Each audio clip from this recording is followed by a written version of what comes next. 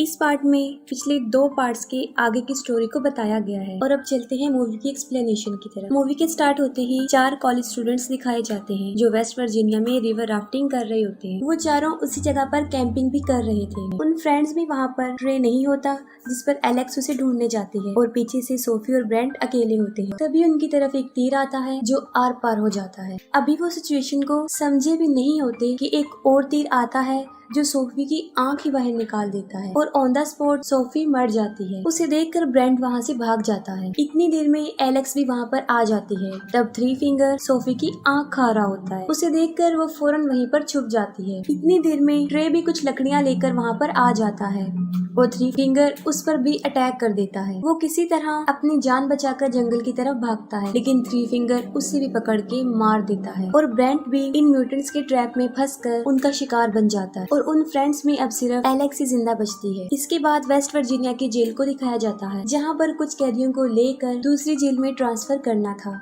और ये जिम्मेदारी 3 पुलिस ऑफिसर्स को दी गई थी। वो टोटल कैदी 5 थे, जिनमें एक था जेविस जो माफिया ऑर्गेनाइजेशन का हेड था और ये सब कुछ उसी के लिए हो रहा था। उनका ट्रांसफर 2 हफ्ते बाद होना था, लेकिन पुलिस को ये पता चलता है कि जेविस के आदमी रास्ते में बस को हाईजैक कर सकते हैं और वो जेविस को छुड़वा कर ले जाएंगे और यही वजह है कि उन्होंने इमरजेंसी ट्रांसफर प्लान किया और साथ में अपना रूट भी चेंज कर दिया और उनका नया रूट वो खतरनाक वे था, यानी पेपर मिल रोड। वो सब कैदियों को बस में बिठाकर वहाँ से चल पड़ते हैं। रास्ते में वो एक पुलिस स्टेशन पर स्टॉप करते हैं और वहाँ पर उन्हें शेरिफ कार्ल और डेप्यूटी लेन मिलते हैं और वहीं हमें 3 डोस भी दिखाया जाता है जो थ्री फिंगर का नेफ्यू है और ये वही है जो पिछले पार्ट में लास्ट सीन में एक छोटा बच्चा होता है जिसे थ्री फिंगर फीड कर रहा होता है और अभी भी वो इतना बड़ा नहीं हुआ होता, लेकिन फिर भी वो ट्रैप सेटअप कर रहा होता है, लेकिन वो खुद ही ट्रैप में फंस जाता है। तब थ्री फिंगर आकर उसकी हेल्प करता है और फिर वो दोनों मिलकर उस सेटअप को बिल्कुल सेट करके वहाँ से चले जाते हैं। दूसरी तरफ वो सब पुलिस स्टेशन में कुछ देर रेस्ट करने के बाद अपनी जर्नी पर चल पड़ते हैं। पेपर मिल रोड पर चढ़ते ही एक ट्रक उनका पीछा करने लग जाता है और वो थ्री फिंगर होता है। वो ट्रक के टायर में रेजर वायर फंसाकर उसे पंक्चर कर देता है, जिससे वो बस कंट्रोल से बाहर हो जाती है और रोड से नीचे गिर जाती है। थ्री फिंगर ट्रक से उतरकर उन्हें देखने जाता है,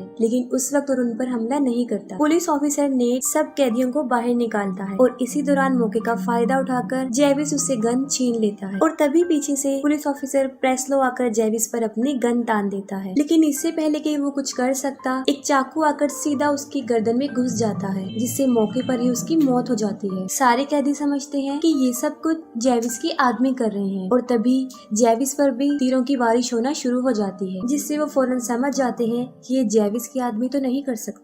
जेविस नेट को कहता है कि वो सबकी हथकड़ियों को खोल दे, जिस पर नेट उसे जवाब देता है कि चाबी तो बस के अंदर ही रह गई है और बस को पूरी तरह आग लग चुकी थी और वो किसी भी टाइम ब्लास्ट हो सकती थी। एक पुलिस ऑफिसर वाल्टर भी बस के अंदर ही होता है और जब नेट चाबियां लेने बस में जाता है तो वो बिल्कुल ठीक वक्त पर वाल्टर को वहाँ से निकाल लेता है। नेट जो चाबियां लेकर आया था वो बिल्कुल बेकार हो चुकी थी, लेकिन फिर भी जेविस उसे नहीं मारता क्योंकि उसे पता होता है कि सिर्फ नेट ही है जो उन्हें इस जंगल से निकाल सकता है। और तभी वो लोग आगे बढ़ते हैं और झाड़ियों में से एक लड़की बाहर निकलती है जो नेट पर अटैक कर देती है और वो लड़की एलेक्स थी। वो उन्हें बताती है कि यहाँ पर एक म्यूटेंट रहता है जो लोगों को मारने के बाद उन्हें खा लेता है, लेकिन कोई भी उसकी बात पर यकीन नहीं कर रहा था। हालांकि वो राफ्टिंग के बारे में भी बता चुकी थी, जिस पर जेविस उसे उनकी लोकेशन तक लेकर जाने का कहता है। उसका बात करने का अंदाज रिक्वेस्टिंग बिल्कुल भी नहीं था और वो उन्हें वहीं ले जाती है और रास्ते में उन्हें एक बस मिलती है जो बिल्कुल पलटी हुई होती है, जो पीछे से लॉक थी। जेविस नेट को उसकी कैब चेक करने के लिए भेजता है और वहाँ पर उसे उसकी चाबी और एक बंदूक मिल जाती है और वो गन वो वाल्टर को दे देता है। और जब वो वैन को चेक करते हैं तो वो देखते हैं कि वो पैसों से भरी हुई है। इतने पैसे देखकर वो सब हैरान हो जाते हैं और जेविस उन्हें 2-2 बैग उठाकर वहाँ से जाने को कहता है और सब लोग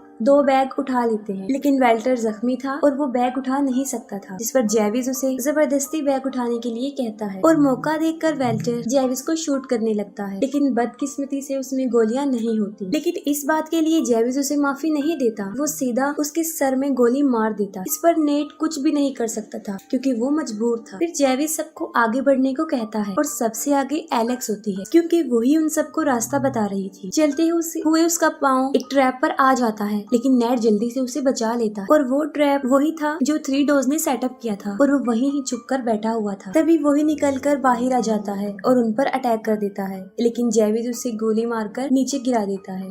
एलेक्स उन्हें बताती है कि ये वो म्यूटेंट नहीं है, जिस पर जेविस को एक आइडिया आता है और वो 3 फिंगर के लिए कोई क्लू छोड़कर आगे बढ़ता है। और जब 3 फिंगर वहाँ पर पहुँचता है तो उसे 3 डॉग्स का सर एक लकड़ी पर रखा हुआ मिलता है, जिसे देखकर वो पागल हो जाता है। यानी अब पहले से भी ज्यादा वो अपने होश खो बैठा था। आगे बढ़ते हुए उन्हें कोई चीज लटकी हुई नजर आती है, जिसे जेविस पकड़ लेता है, जिस पर विली फौरन समझ जाता है कि ये उनके लिए बिछाया गया एक ट्रैप है और वो जेविस को आगे धकेल कर उसे बचा लेता है, जिसकी उसे बहुत भारी कीमत अदा करनी पड़ती है। वो अपने ही जान से हाथ धो बैठता है और जेविस उसे उसकी जान बचाने का बदला ये देता है कि वो उसकी टांगे ही काट देता है, क्योंकि ऐसा करने से विली उनके चिन्ह से अलग हो जाता है और वो आसानी से आगे बढ़ जाते हैं। दूसरी तरफ पुलिस स्टेशन में डिप्यूटी लेन को 2 दिन पहले मिसिंग हुए 4 स्टूडेंट्स की लीड मिल जाती है और शेरिफ के पास नेट की अभी कोई कॉल भी नहीं आई थी, जिससे वो काफी फिक्रमंद होता है। वो सोचता है कि शायद उनकी बस को किसी ने हाईजैक कर लिया है और वो उन लोगों को ढूंढने जाता है और लेन उन कॉलेज स्टूडेंट्स को ढूंढने जाते हैं। दूसरी तरफ वो सब एक पुराने केबिन में पहुंच जाते हैं, जहाँ पर कुछ टूल्स उन्हें मिलते हैं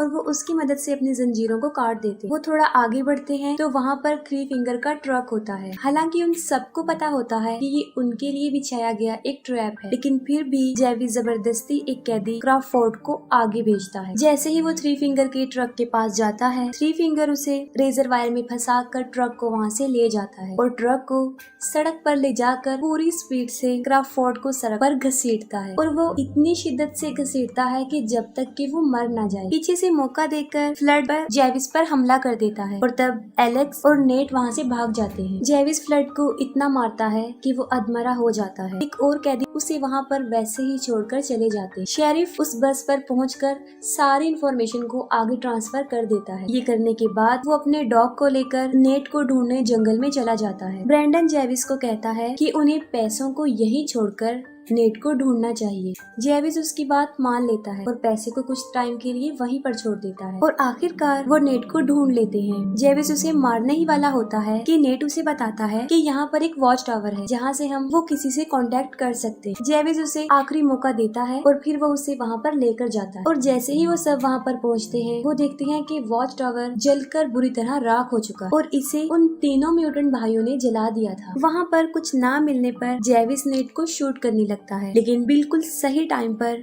शेरिफ का डॉग उसे पकड़ लेता है। शेरिफ खुद भी ठीक वक्त पर वहाँ पर पहुँच जाता है और उन्हें वहाँ से ले जाता है, लेकिन तभी 3 फिंगर दरख्त पर बैठा हुआ एक बाला नीचे फेंकता है, जो सीधा शेरिफ के मुंह में घुस जाता है और आर पार हो जाता है, जिससे फौरन जेविस शेरिफ की गन को छीन लेता है और नेट को फिर से गन पॉइंट पर लाकर उसे ऑर्डर देता है और फिर वो अपना सारा पैसा लेने के लिए वापस जाता है। लेकिन फ्लड सारा कैश लेकर वहाँ से भाग रहा होता है और तभी जेविस को उसकी आवाज आ जाती है और वो फ्लड की तरफ बढ़ता है, लेकिन इससे पहले ही 3 फिंगर मोलोटोव फेंक कर फ्लड को जला देता है और उसके साथ सारे पैसे भी जल जाते हैं। वो सब वहाँ से भागने की कोशिश करते हैं, लेकिन फिर से 3 फिंगर का ट्रक उनके सामने आ जाता है और इस मर्तबा जेविस एलेक्स को उस ट्रक के सामने फेंक देता है और वो एलेक्स को लेकर ही वहाँ से चला जाता है। नेट उसे बचाने के लिए जाने लगता है, लेकिन जेविस उसे पकड़ लेता है और अभी उसे शूट करने ही वाला होता है। ब्रैंडन उसे मारकर बेहोश कर देता है और वो दोनों उसे वहीं पर छोड़कर अपने अपने रास्ते पर चल पड़ते हैं। 3 फिंगर एलेक्स को लेकर अपने घर में जाकर बांध देता है और वहीं पर हमें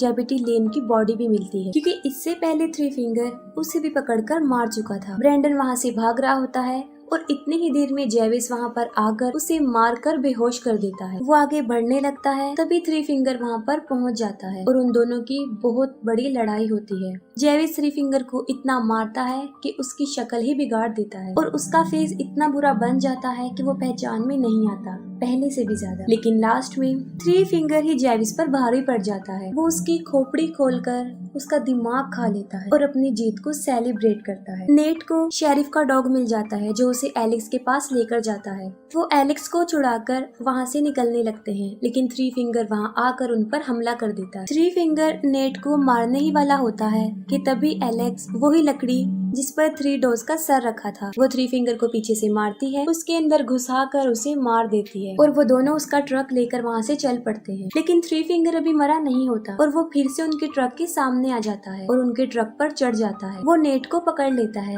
जिससे उनका ट्रक बेकाबू हो जाता है और वो सीधा जाकर दरख्त पर लगता है और ट्रक में आग लग जाती है और इतनी ही देर में ब्रैंडन भी वहाँ पर पहुँच जाता है और उन दोनों को ट्रक से बाहर निकाल लेता है। लेकिन 3 फिंगर इतनी आसानी से तो उनकी जान बख्शने वाला नहीं था और वो फिर से नेट को पकड़ लेता है। लेकिन इस मर्तबा नेट उसी का टूल पकड़ के उसमें घुसा देता है और उसे स्ट्रॉन्ग करने के लिए वो उसे ट्रक पर भी दे मारता है और फौरन ट्रक ब्लास्ट हो जाता है और उसके साथ ही 3 फिंगर भी जल जाता है। नेट ब्रैंडन को आजाद कर देता है और उसे वहाँ से जाने देता है। कुछ देर बाद उनकी पूरी फौज वहाँ पर पहुँच जाती है और नेट और एलेक्स की जान बच जाती है। लेकिन कुछ दिन बाद नेट पैसों के लालच में दोबारा वहाँ पर आता है, लेकिन कोई पीछे से उसको मार देता है और वो कोई और नहीं ब्रैंडन था, जिस पर बिलीव करके उसने उसे रिहा कर दिया था। ब्रैंडन वो पैसे उठा लेता है, लेकिन तभी एक और म्यूटेंट वहाँ पहुँच जाता है और उसे भी मार देता है और किसी को भी नहीं पता चल सका कि वो म्यूटेंट कौन है और आज तक ये सवाल बनकर ही रहा और इसके साथ ही मूवी एंड हो जाती है।